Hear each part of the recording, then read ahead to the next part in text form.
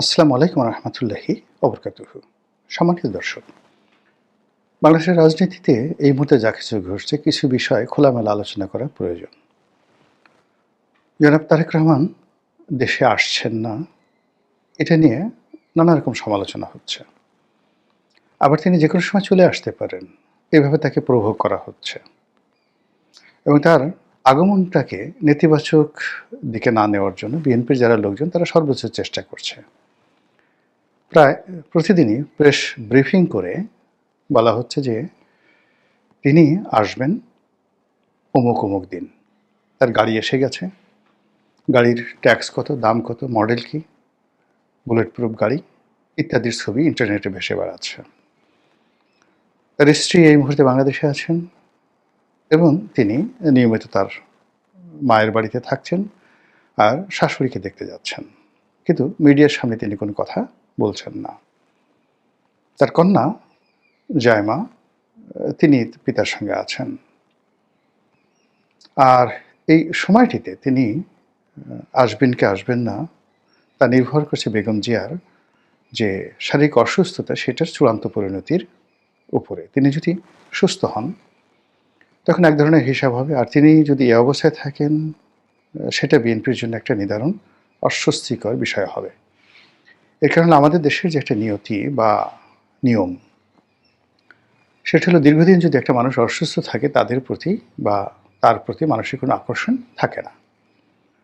এবং এই মুহূর্তে বেগম জিয়ার যে কোনো আকর্ষণ নেই, সেটি আবার প্রথম আলো তারা একটা জরিপ করে দেখিয়ে দিয়েছে যে জামাতের আমিরের চাইতেও তার জনপ্রিয়তা কম এবং জনাব তারেক রহমান সাহেবের চাইতে বেগম জিয়ার যে জনপ্রিয়তা অর্ধেক।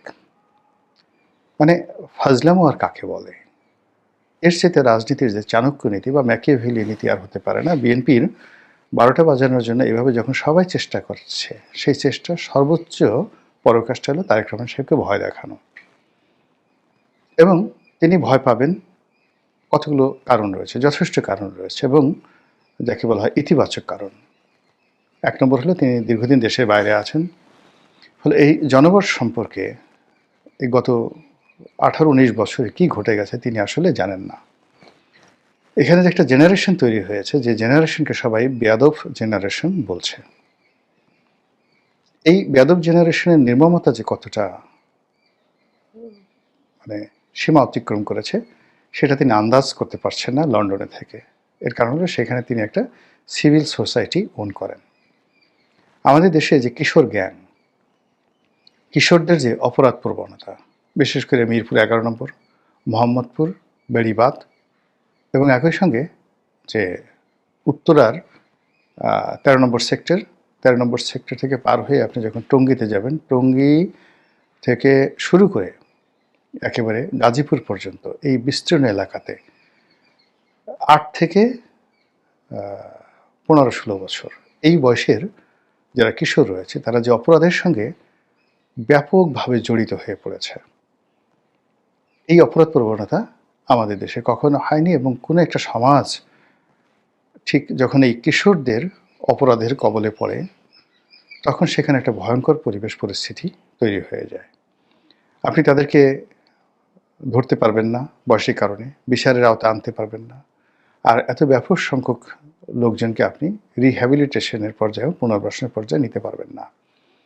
ফলে সমাজ এখন কিন্তু টগবগিয়ে ফুটছে এবং এটা ভাইরাসের মতো সারা বাংলাদেশে ছড়িয়ে পড়ছে এবং আরও পড়বে। শহর বন্দর, গ্রামে গঞ্জে, পাড়া মহল্লা থেকে শুরু করে প্রত্যন্ত এলাকাতে এই কিশোর গ্যাংয়ের দাপট, এটি তারেক রহমান সাহেবের জন্য একটা বিরাট ভয়, আতঙ্ক এবং তার যারা প্রার্থী কর্মী তাদের সকলের জন্য ভয়ের কারণ রয়েছে। এর বাইরে ভারত সম্পর্কে, সম্পর্কে তার একটা ভয় থাকবে, আওয়ামী লীগ সম্পর্কে তার একটা ভয় থাকবে এবং সাম্প্রতিক সময় জামাতকে নিয়ে তার ভয় আতঙ্ক শুরু হয়ে গেছে। এবং এটা তারেক রহমান সাহেবের জায়গায় যদি দুনিয়ার সবচেয়ে সাহসী মানুষটিকে বসিয়ে দিতেন তার অবস্থা একই রকম হতো। সবচেয়ে বড় ব্যাপার হলো তার যে দল, সেই দলের ভিতরে তার কোনো বিশ্বস্ত বন্ধু নেই। অনুগত লোকজন আছে, অনেক অনুগত লোকজন আছে যারা স্বার্থের জন্য তার আনুগত্য করে, সামনে সামনে ছাড় বলে আর পিছনে পিছনে তাকে বাজে ভাষায় গালাগাল করে। নমিনেশন পেলে এক ধরনের কথা, আর নমিনেশন না পেলে আরেক ধরনের কথা।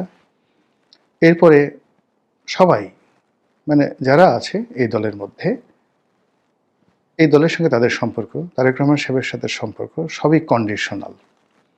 নিঃশর্ত সম্পর্কযুক্ত কোনো প্রভাবশালী লোক বিএনপিতে আমি দেখছি না, যিনি কিনা মনে প্রাণে তারেক রহমান সাহেবের মঙ্গল কামনা করে তার জন্য জীবন দিতে প্রস্তুত।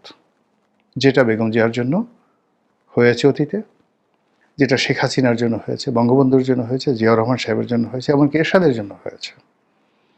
তো এরকম আরবিতে যেটিকে বলা হামিম, সেই হামিম তারেক রহমান সাহেবের নেই, জিরো।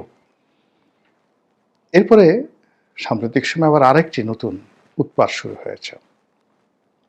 সেই উৎপাত হলো যে বাংলাদেশে তুরস্কের যে গোয়েন্দা সংস্থা, তাদের উপস্থিতি মারাত্মকভাবে, ভয়ানকভাবে বেড়ে গেছে।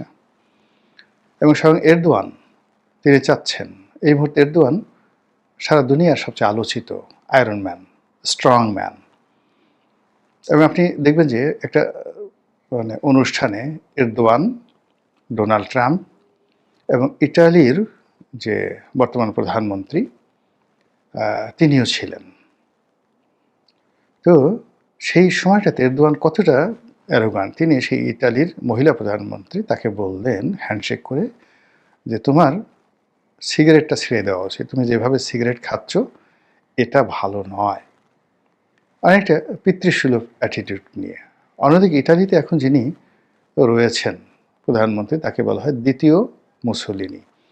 মুসোলিনির যে ফ্যাসিস্ট আইডিওলজি, সেই ফ্যাসিস্ট আইডিওলজিকে আবার নতুন করে তিনি সামনে এনেছেন এবং সামনে এনে তার অসাধারণ সুন্দর চেহারা, বাগ্মিতা, সাহস, শক্তি সব মিলিয়ে তিনি ইটালিকে একটা নতুন এরার মধ্যে নিয়ে গেছেন। তো সেই মহিলা প্রধানমন্ত্রীকে তিনি এরদোয়ান বললেন যে তুমি সিগারেট খেও না। এই গেল এরদোয়ানের অ্যারোগেন্সি। এরদোয়ানের সঙ্গে যখন ডোনাল্ড ট্রাম্পের হ্যান্ডশেক হলো, ডোনাল্ড ট্রাম্প তাকে পরিচয় করিয়ে দিলেন বা বললেন যে very nice man, very strong man. তো বোঝার চেষ্টা করেন যে আমেরিকার প্রেসিডেন্ট যাকে খুব স্ট্রং ম্যান বলেন, তিনি যেন তেন স্ট্রং ম্যান না। তুরস্কের যারা লোক আছেন, অধিবাসী রয়েছেন, তারা হাড়ে হাড়ে টের পাচ্ছেন যে এরদোয়ান কাহাকে বলে, কত প্রকার কী কী। তিনি এক হাতে ইসরায়েলকে নিয়ে খেলেন, আর এক হাতে তুরস্ককে নিয়ে খেলেন। তিনি এক হাতে আমেরিকাকে নিয়ে খেলেন, অন্য হাতে রাশিয়াকে নিয়ে খেলেন। এবং এভাবেই সুদীর্ঘকাল তিনি সেই ইস্তাম্বুলের মেয়র থেকে আজকের এই পর্যায়ে চলে এসেছেন। কাজেই তিনি যদি বাংলাদেশ সম্পর্কে কোনো সিদ্ধান্ত নিয়ে থাকেন, আমার বিশ্বাস ভেবেচিন্তে তিনি নিয়েছেন। বলা হয়ে থাকে যে তুরস্কের যে রাজনৈতিক দল একে পার্টি, এরদোয়ান একে পার্টি, এই পার্টির সঙ্গে বাংলাদেশের দুটো রাজনৈতিক দল, জামায়াত ইসলামী এবং এবি পার্টি, এদের দীর্ঘদিন ধরে একটা সম্পর্ক আছে। এবং বাংলাদেশের অনেক আইনজীবী, বুদ্ধিজীবী, সাহিত্যিক, তারা গোপনে প্রকাশ্যে গত 20-25 বছর ধরে তারা কিন্তু এই তুরস্কে যাতায়াত করছে বিভিন্ন আমন্ত্রণে, বিভিন্ন ছিলাতে। এখন সুপ্রিম কোর্টের দুজন খুব বিখ্যাত লয়ার রয়েছে। একজন হলো ব্যারিস্টার রুহুল কুদ্দুস কাজল, একসময় সুপ্রিম কোর্ট আইনজীবী সমিতির সাধারণ সম্পাদক ছিলেন, আর এখন তিনি যে bar council, Bangladesh bar council, এটির এক্সিকিউটিভ কমিটির মেম্বার, অত্যন্ত প্রভাবশালী জনপ্রিয় আইনজীবী। আরেকজন অ্যাডভোকেট তাজুল, যিনি আইসিটি এই কোর্টের চিফ প্রসিকিউটর। এই দুজন আইনজীবী যখন তরুণ, একেবারে তরুণ, এবং তারা ফেমাস হননি, তারা আজকের দিনের মতো একেবারে ফেমাস হননি, কিন্তু তখন থেকে তারা কিন্তু নিয়মিত সেই তুরস্কে যাচ্ছেন, তুরস্ক সরকারের নিমন্ত্রণে। আমি যেহেতু তারা এখন স্টার, এই দুজন উদাহরণ দিলাম। এভাবে বহু মানুষ তাদের আশ্রয়স্থল, একসময় যেমন মাহমুদুর রহমান, আমার দেশের মাহমুদুর রহমান, বহুদিন তিনি তুরস্কে ছিলেন। সেই সরকারের সাথে নিঃসন্দেহে তার একটা ভালো সম্পর্ক থাকাই স্বাভাবিক, আমি জাস্ট উদাহরণ হিসেবে বললাম। অন্যদিকে জামায়াত ইসলামীর যে সকল নেতৃবৃন্দকে শেখ হাসিনার জামানাতে ফাঁসিতে ঝুলানো হয়েছিল, তাদের ফাঁসি রোধ করার জন্য তুরস্কের পক্ষ থেকে বারবার চাপ প্রয়োগ করা হচ্ছিল, এবং ওই সময় এরদোয়ান সরাসরি বাংলাদেশের ব্যাপারে নাক গলিয়েছেন। তার স্ত্রী বাংলাদেশে এসেছিলেন এবং তিনি রোহিঙ্গা শিবির ভ্রমণ করেছিলেন। কাজেই যে রোহিঙ্গাদেরকে নিয়ে প্রায় 15 লক্ষ রোহিঙ্গা বাংলাদেশে রয়েছে, এটাকে নিয়ে ভারত খেলছে, চীন খেলছে, এটাকে নিয়ে তুরস্ক খেলছে এবং এটাকে নিয়ে আমেরিকা খেলছে। এবং এখানে যে কোনো কারণই হোক না কেন, এরদোয়ানের যে পার্টি, তার যে আইডিওলজি, তার যে থিওলজি, ধর্মতত্ত্ব, ইখওয়ানে মুসলিমিন, এই থিওলজি, সেই থিওলজি পাকিস্তানে তাকি উসমানি, আপনার মিশরে মুসলিম ব্রাদারহুড, মুরসির আগে সৈয়দ কুতুব, এরপরে মরক্কো, সিরিয়া, ইয়েমেন, এখানে যে একটা বুদ্ধিবৃত্তিক যে চর্চা চলছে, যেটির হাব এখন তুরস্ক। আর সেই তুরস্কের এই আইডিওলজিটি, সেই পলিটিক্যাল থিওলজিটি, ধর্মতত্ত্বটি রাষ্ট্রে ধর্ম, আধুনিকতা এবং অন্যান্য যা কিছু আছে, যেটা এই এরদোয়ান নিজেকে সফল দেখিয়েছেন, যেটি অন্য কেউ পারেনি, এমনকি মাহাতির মোহাম্মদও নয়। অর্থাৎ রাষ্ট্রের উন্নয়ন, ডিপ্লোম্যাসি, টিকে থাকা, মিলিটারি পাওয়ার এবং অর্থনৈতিক উন্নয়ন সমন্বিতভাবে, তার সঙ্গে ইসলামাইজেশন, এই জিনিসগুলো যে এরদোয়ান তৈরি করেছেন, তার সেই আইডিওলজিটি তিনি ছড়িয়ে দিতে চাচ্ছেন বিশ্বময়, এটাই স্বাভাবিক। এবং তার সেটার জন্য একটা উর্বর ভূমি বাংলাদেশ হতে পারে, কেন হবে না? আর তার জন্য তিনি জামায়াত ইসলামীকে বা এবি পার্টিকে প্রমোট করবেন, এটা একেবারেই স্বাভাবিক। কিন্তু কোনো অবস্থাতেই এরদোয়ান তারেক রহমান সাহেবকে টার্গেট করবেন, বিএনপিকে টার্গেট করবেন, বা বিএনপিকে মেরে ফেলবেন, তারেক রহমানকে মেরে ফেলবেন, যে প্রচারগুলো হচ্ছে, আই ডু নট অ্যাগ্রি, আমি এটার সঙ্গে অ্যাগ্রি করি না। এর কারণ হলো, এরদোয়ান সম্পর্কে আমি যতটুকু জানি, এটা তার আইডিওলজির মধ্যে পড়ে না। 2 নম্বর হলো, তিনি নিজেও জানেন যে এখানে জামাতের ক্ষমতা আরোহণ সময় সাপেক্ষ এবং সেই ক্ষমতা ধরে রাখা বাংলাদেশে কন্ডিশনাল, হতেও পারে, নাও হতে পারে, 50-50। কিন্তু সে অর্থে ইসলামকে ধারণ করে, ইসলামাইজেশনকে ধারণ করে, এই দলগুলোর মধ্যে তার জন্য সবচেয়ে বিশ্বস্ত একটা লিবারেল ডেমোক্রেটিক জনপ্রিয় দল হলো বিএনপি। আর সেই বিএনপিতে তারেক রহমান সাহেবের বিকল্প নেই। কাজেই তিনি একজন পলিটিক্যাল মাস্টার মাইন্ড হিসাবে, যে গ্লোবাল রাজনীতি এখন যেভাবে তিনি নিয়ন্ত্রণ করছেন, সেই অবস্থান থেকে তিনি তারেক রহমান সাহেবের সাথে শত্রুতা করবেন, তাকে মেরে ফেলবেন, বা গোয়েন্দা পাঠিয়ে বিএনপিকে তছনছ করে দিবেন, এটা অসম্ভব একটা বিষয়। কাজে বাংলাদেশে যারা এই মার্কেটিংগুলো করছেন, তারা মূলত ফেয়ার মার্কেটিং, মানে ভয় দেখিয়ে যে বিপণন, যেমন করোনার ভয় দেখিয়ে ইনজেকশন পুশ করা, করোনার ভয় দেখে মাস্ক বিক্রি করা, মানে মানুষের মনে ভয় সৃষ্টি করে রাজনীতির যে ফায়দা লুটার যে পলিসি রয়েছে পলিটিক্যাল সায়েন্সে, সেই ভয় এবং আতঙ্ক, যেটি একটা সময় হালাকু খান করেছিলেন, একটা সময় চেঙ্গিস খান, মানে মঙ্গলরা করেছিল, একই অবস্থা করেছিল তৈমুল্লং। মানে তারা যেখানে যেতেন, ভারতবর্ষে গিয়াসউদ্দিন তুগলক, তার ছেলে যে মোহাম্মদ বিন তুগলক, তিনি এই ফেয়ার নীতিটা নিয়েছিল, মানুষের মনে ভয় জাগানো। আর সবচেয়ে সফল ভারতবর্ষে দুজন, একজন হলো আলাউদ্দিন খিলজি, আর একজন হলো সুলতান গিয়াসউদ্দিন বলবন। তারা মানুষের মনে ভয় জাগিয়ে যে রাজনীতির সফলতা অর্জন করেছেন, এটি একটা ইতিহাস। তো এটা চলতে থাকবে, সব সময় এটা চলতে থাকবে। হিটলার সেম কাজটা করেছেন, মুসলিনের সেম কাজটা করেছেন, সাদ্দাম সেম কাজটা করেছেন, এমনকি গাদ্দাফি ঠিক সেম কাজটি করেছেন, মানুষের মনে আতঙ্ক।